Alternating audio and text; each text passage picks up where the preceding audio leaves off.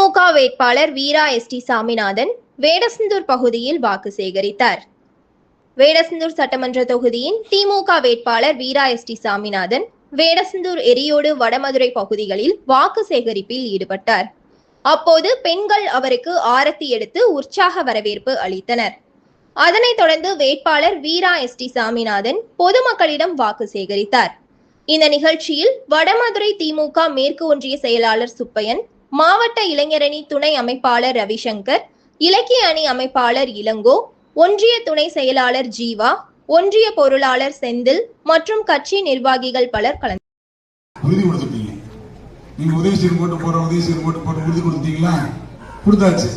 நீங்கள் கொடுத்த உறுதி 1 லட்சம் ஒவ்வொரு வீட்டுக்கு கொடுத்த ஒரே ஆட்சி திமுக ஆட்சி, நம்முடைய உதயசூரிய கட்சியோட ஆட்சி. நம்முடைய மாண்புமிகு முதலமைச்சர்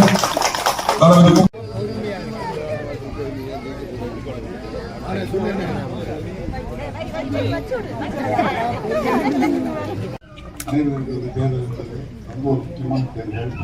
இந்த தேர்தலில் உறுதியாக உதயசூரியன் ஜெயிக்கணும்.